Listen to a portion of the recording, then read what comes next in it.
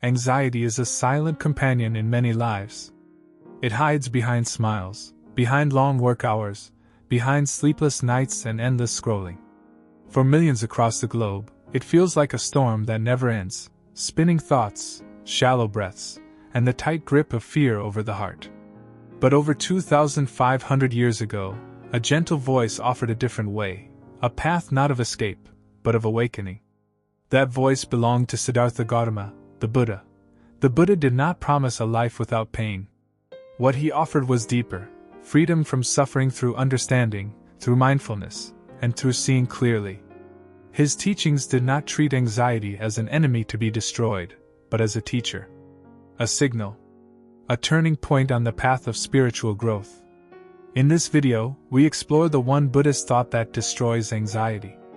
Not by force. Not by suppression. But by seeing anxiety for what it truly is, and what it is not.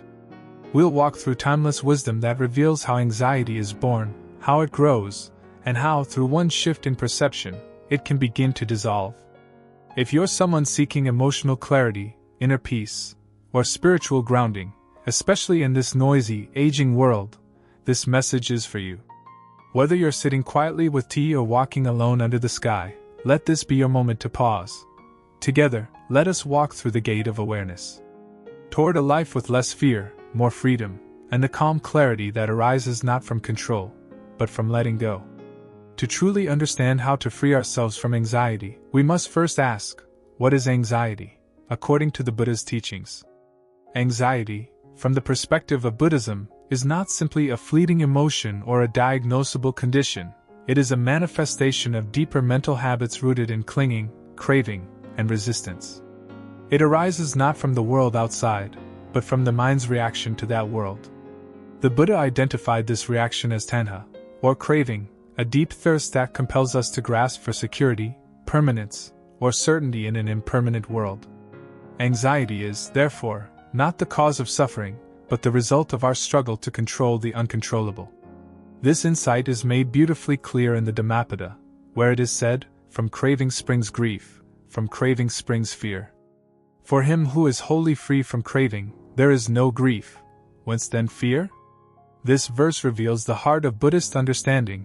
Our fear, stress, and anxiety are not imposed upon us by life itself, but are born from within, from our resistance to change, from our desire to hold on to things that cannot be held, and from our attempts to avoid experiences that are an inevitable part of existence.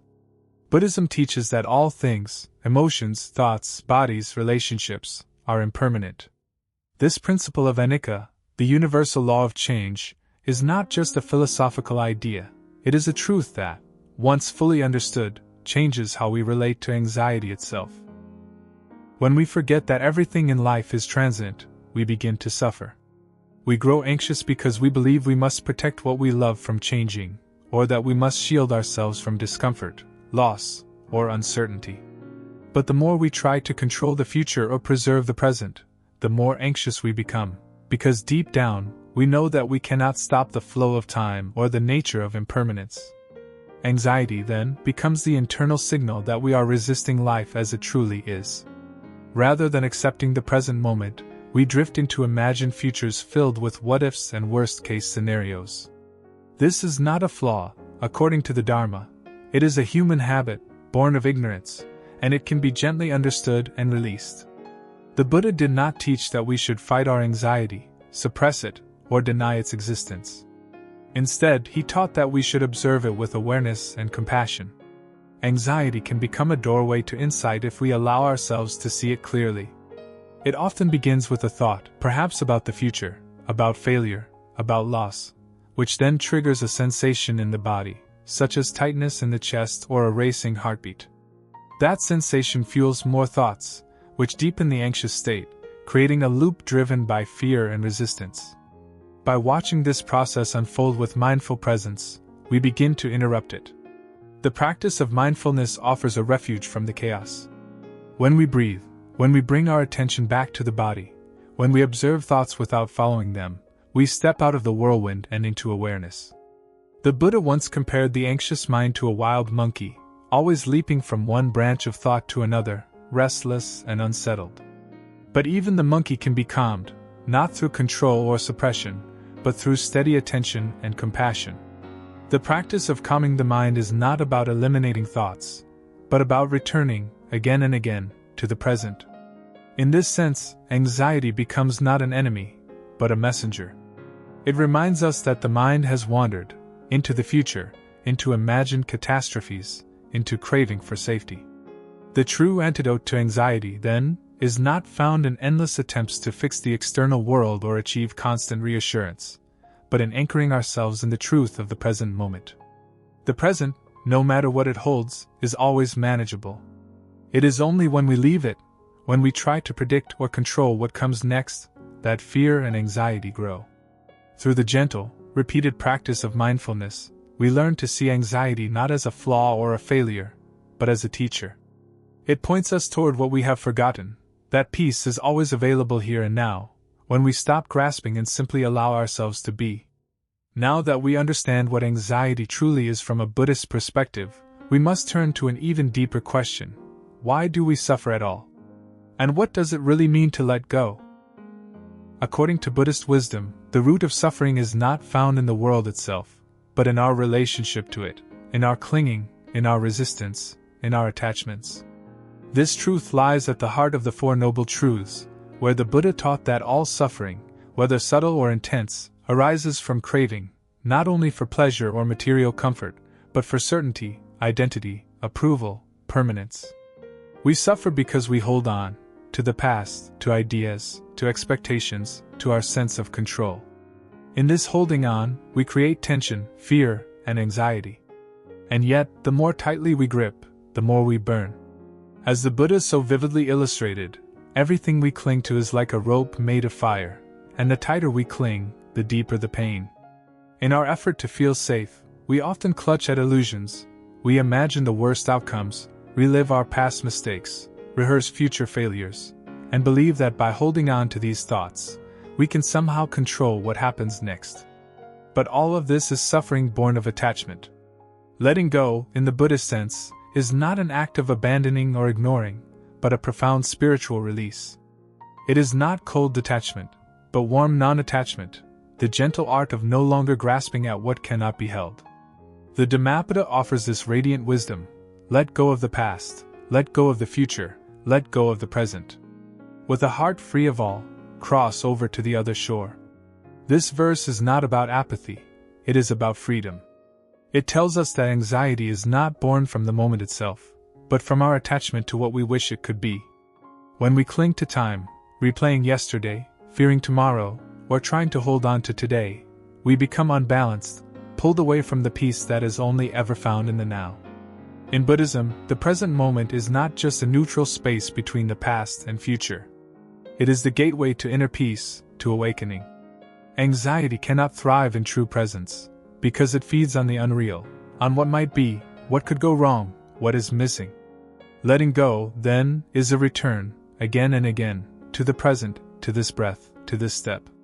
But how can we truly let go, especially when the fears feel so large, so urgent, so real?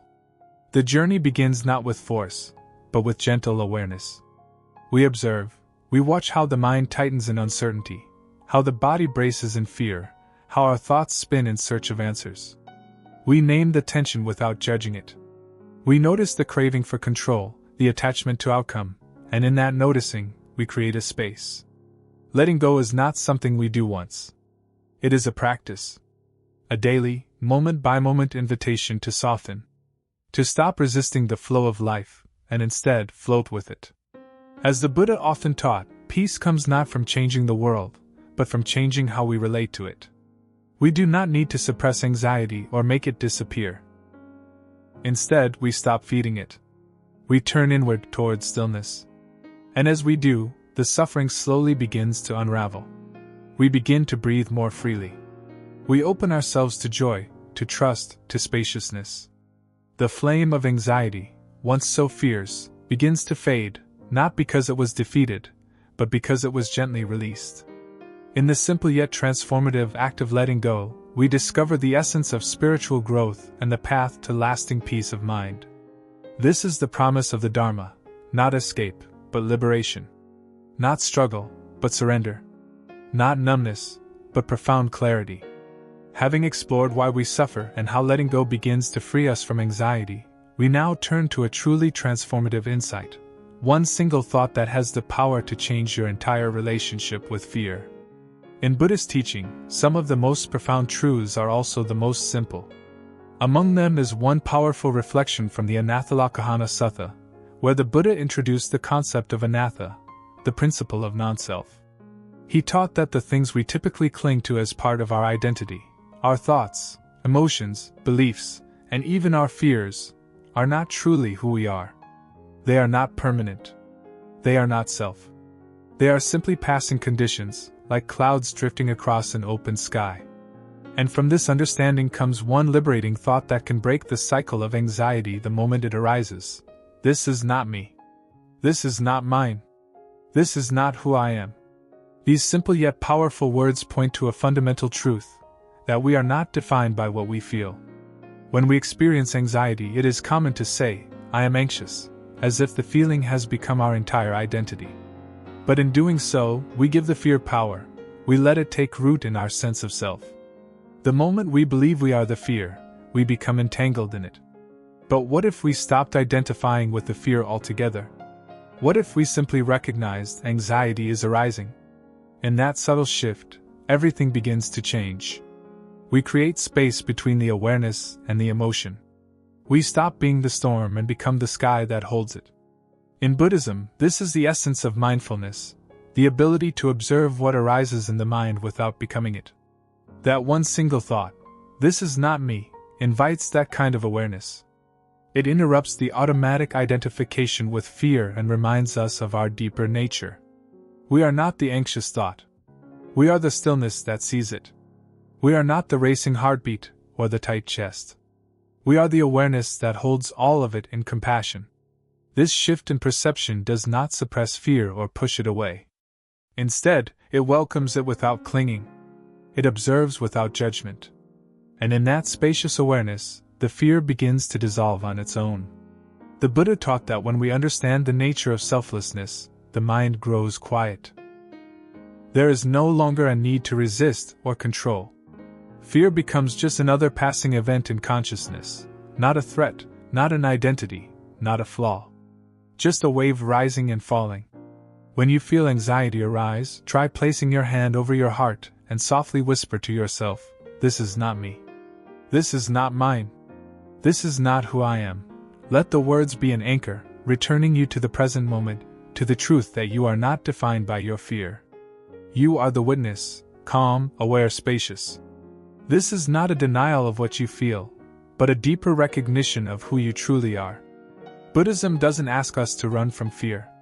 It teaches us to see through it, to meet it with compassion and wisdom. And this one thought, this one inner truth, can be the doorway to that freedom. Over time, with practice, this shift becomes natural. Each time you remember that you are not your anxiety, you strengthen your connection to the stillness within. You return to yourself. And in that return, you find peace. This is the quiet revolution of Buddhist insight, that freedom is not found in controlling the world, but in changing the way we see. And often, all it takes is one single thought, one simple truth, to remind us that we are already free. Now that we've explored the transformative power of thought and the nature of fear, we arrive at one of the most essential practices in Buddhist healing, learning how to observe ourselves without judgment, and how to meet our anxiety with compassion rather than criticism. This is the heart of mindfulness in Buddhism, not just to see clearly, but to see with kindness. Known in Pali as sati, mindfulness is often misunderstood as simply paying attention. But true mindfulness, as the Buddha taught, is not cold awareness, it is gentle, loving presence. It is the kind of awareness that watches the breath, the thoughts, the sensations, and even our pain without grasping or rejecting anything. When anxiety arises, our habitual response is often resistance. We tense. We criticize ourselves. We label the experience as bad or wrong. We say things like, "I shouldn't feel this way," or "I'm such a mess," or "what's wrong with me?" Each of these thoughts, though subtle, adds a second layer of suffering to an already difficult moment. The anxiety itself is challenging, but the judgment we layer on top is what makes it unbearable. Buddhism offers a different way to be present with our experience just as it is, without trying to fix it, avoid it, or change it. The Buddha often spoke of the mind as a river, constantly moving, ever-changing. He encouraged us to sit by the riverbank, to watch the flow of thoughts, feelings, and sensations without jumping in. Observe them as if they are passing clouds, the masters would say. Or like leaves floating along the stream. They come. They go. And they are not you. This practice of non-judgmental observation transforms how we relate to fear. It allows us to stay grounded and calm, even when the mind feels turbulent. As the Dhammapada reminds us, as a solid rock is not shaken by the wind, the wise are not moved by praise or blame. When we practice this kind of stable seeing, not cold, but clear, we develop inner steadiness. We begin to realize that we can witness everything within us without needing to fix or fight it. And within this steadiness, something beautiful can arise, self-compassion. This is not indulgence or weakness. It is strength. The strength to say, this hurts, and I will not abandon myself. The strength to meet our pain with kindness. The Buddha himself taught that just as we extend loving kindness to others, we must begin with ourselves. You yourself, as much as anybody in the entire universe, deserve your love and affection. These words are not just comforting, they are revolutionary. In a world that tells us to be hard, to be perfect, to hide our fear, Buddhism offers a soft landing place. Self-compassion begins in the smallest gestures. It can be placing your hand gently over your heart, breathing slowly, and whispering inwardly, "It's okay. I'm here." It can be allowing yourself to rest without guilt. It can be choosing to speak to yourself the way you would to a dear friend. Each time we meet our anxiety with kindness, we weaken the belief that we must fight ourselves to be strong. We stop feeding the inner war. We begin, instead, to cultivate peace, not by pushing anxiety away, but by embracing it gently, seeing it clearly, and recognizing it as a messenger rather than an enemy. Sometimes the anxiety is there because something in us needs care. And by listening, not judging, we begin to heal. In this way, mindfulness and self-compassion work hand in hand. Mindfulness gives us the space to see clearly. Self-compassion gives us the heart to respond wisely. Together they become a path home, back to the present, back to the breath, back to a sense of inner belonging. We realize we are not broken. We are not flawed. We are simply human. And within our humanity lies the seed of awakening. So the next time anxiety visits, pause. Don't turn away. Don't judge. Instead, turn toward it with open eyes and an open heart. Say softly, "This is here. I see it. I do not need to fear it.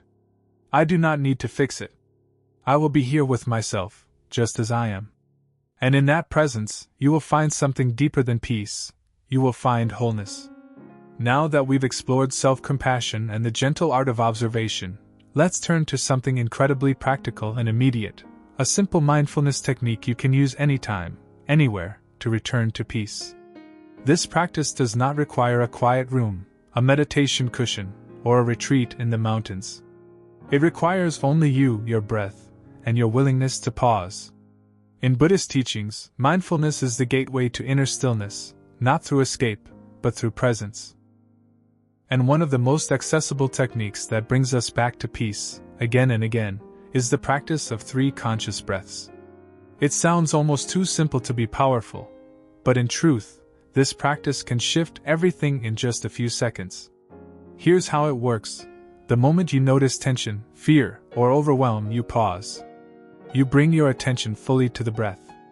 You don't change it. You don't force it. You simply notice it, in and out.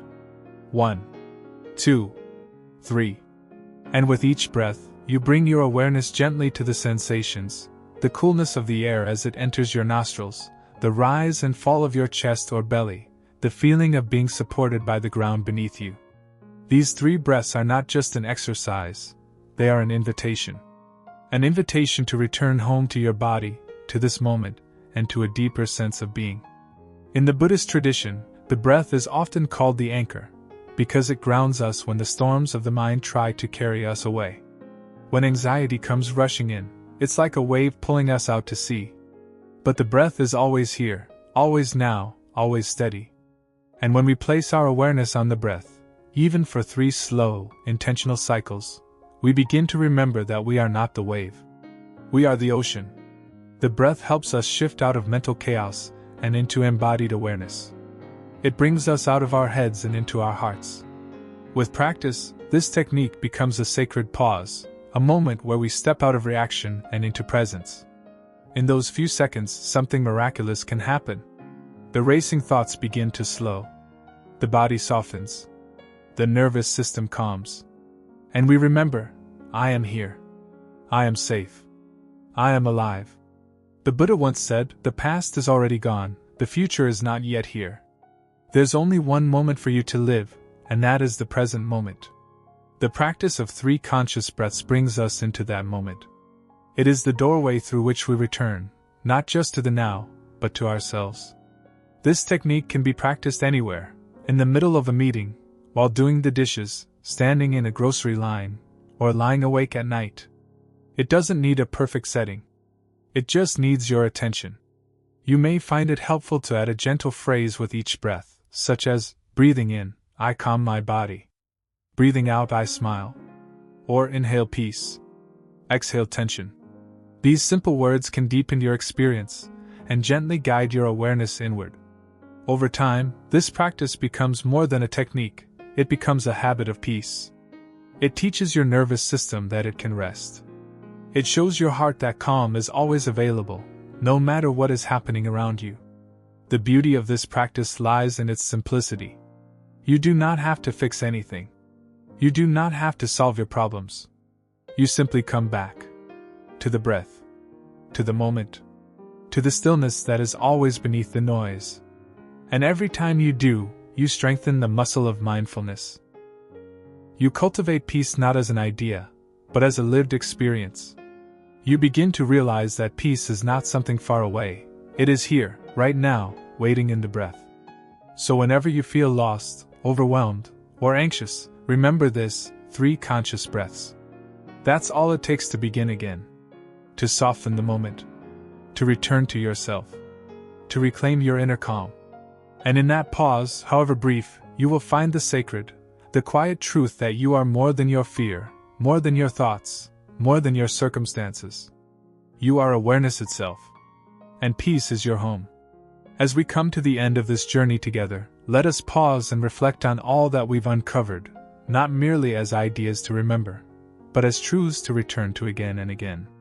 We began by gently unraveling the roots of anxiety through the lens of the Buddha's timeless teachings, understanding that suffering arises not from the world itself, but from the way we cling to it, to expectations, identities, fears, and imagined futures. We explored how the simple act of letting go is not a sign of weakness, but the beginning of freedom. We saw how one powerful thought, this is not me, this is not mine, this is not who I am, can create space between us and our fear, inviting us to witness instead of identify. We learned the art of non-judgmental observation, of meeting ourselves with tenderness instead of criticism, of offering the same compassion to our own hearts that we would give to a child trembling in the dark. And we ended with the most accessible tool of all, the breath, learning how 3 conscious breaths can bring us home to the present moment, to stillness, to the quiet truth that we are not broken, and peace is never far away. These are not just teachings to admire, they are practices to embody. They are sacred invitations into a life lived with greater awareness, softness, and spaciousness. The path of mindfulness and Buddhist wisdom is not about achieving a perfect state of peace and never feeling anxious again. It is about developing the courage to return to ourselves with gentleness, over and over, moment by moment. Each time we choose awareness instead of reactivity, compassion instead of judgment, presence instead of fear, we are walking the path of liberation. And this path is open to all of us. It doesn't require that you change who you are. It simply asks that you show up, as you are, with honesty, and with an open heart. The Buddha never promised a life without difficulty. What he offered was a way to meet life, and all its uncertainties, with wisdom, equanimity, and love. And that begins with how we meet our own minds. So I invite you now, as this video comes to a close, to take a slow breath in. And as you exhale, release just a little bit of what you no longer need to carry. Feel the ground beneath you. Feel the presence of your breath. And remember, right here, right now is enough. You are enough. If this message spoke to your heart, I encourage you to carry it forward, not only in thought, but in practice. Return to the breath when you feel overwhelmed. Whisper those liberating words, "This is not me, this is not mine," when fear arises. Offer yourself kindness instead of criticism. These small acts are not small at all, they are sacred revolutions. And if this teaching brought even a moment of peace to your day, I warmly invite you to join our growing community here. Subscribe to this channel for more Buddhist wisdom, mindful teachings, and heartfelt reflections that meet you right where you are. Every week, we share videos rooted in ancient truths, designed to support your journey toward peace, clarity, and freedom. You're not walking alone.